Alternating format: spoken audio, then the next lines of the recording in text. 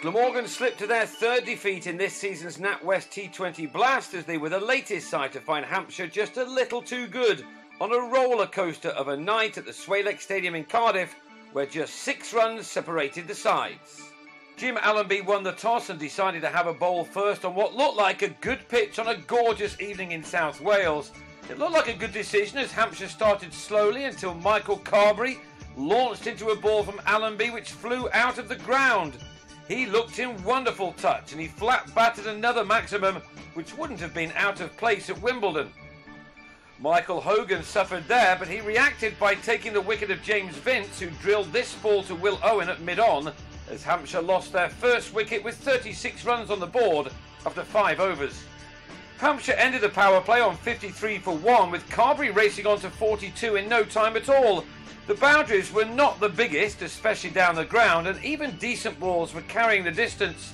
This time it was Jimmy Adams who took on Owen. Carberry was at his second 50 of this season's competition in the 8th over off just 34 deliveries, from which he'd struck 4 sixes and as many 4s, and he kept on hitting. This was 6 number 5 as the score read 96 for 1 at the halfway stage of the innings. The former England man was finally out for a speedy 59 when, for once, he didn't time a shot and was caught on the long-on boundary by Stuart Walters. Glamorgan began to turn the screw a bit. The one man who hadn't joined in the big hitting was Glenn Maxwell, regarded by many as the best T20 batsman in the world. When he tried to join in, he dragged the ball from Salter out to Walters, who held on well in the deep. Maxwell was out for 5, Adams then completed his 50 off 26 balls, but it was the Welshmen who were now fighting back. The boundaries dried up before Owen pitched one up to bowl Adams off the pad for 52. It was a great fight back, and one made it even better when Sean Irvine skied a shot off Hogan, which the bowler himself caught. With 15 balls of the innings left, Hampshire were on 150 for 5.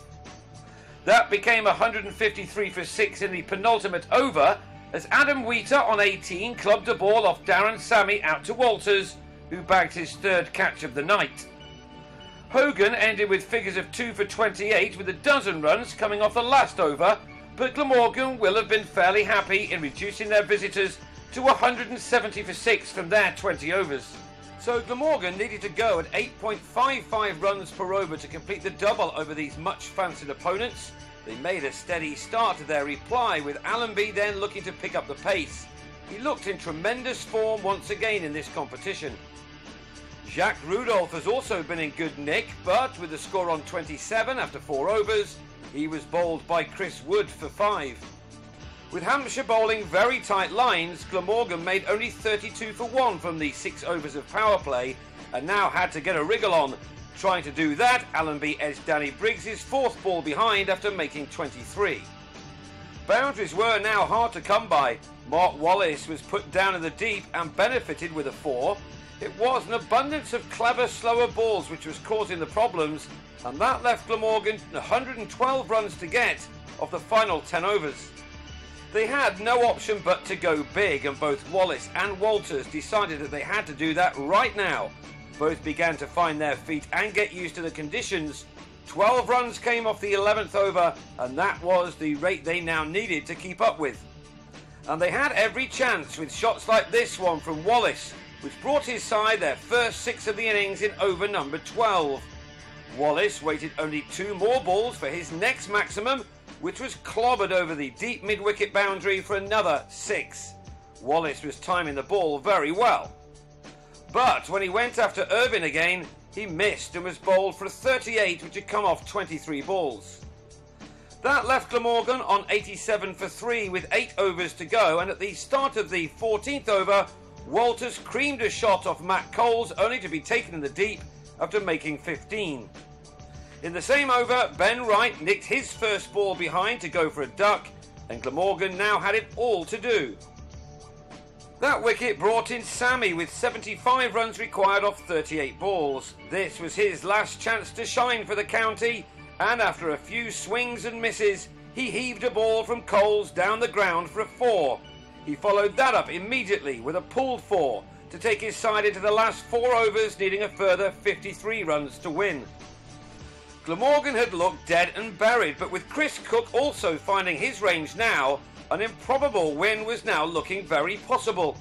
Cook is another in good form with the bat at the moment, and he was beginning to show that off here.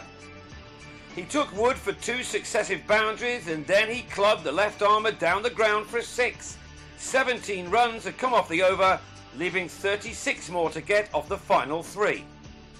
It was anyone's game now, but it was the home side who were emerging as favourites, as Sammy powered the ball straight for a 6. And the world's best T20 finisher then drilled the next delivery for another maximum. 17 more runs were taken off the over, and now only 19 were wanted off the last 2 overs. It was some game, this. But then, would you believe it, the penultimate over started with Sammy going big again, but Adams took a stunning flying catch right on the boundary's edge to send the batsman on his way for a 14-ball 28. A fraction more on the shot and Glamorgan would have just about been home. That took the momentum away from Glamorgan, who were left with 14 to get off the last 6 balls, and Cook and Salter were unable to find the boundary as they fell 6 runs short, ending on 164 for 6, with Cook making 35. It was an excellent night of cricket in spite of the result, and Glamorgan have a chance to go again when they take on strugglers Middlesex in Richmond next Thursday, July the 3rd.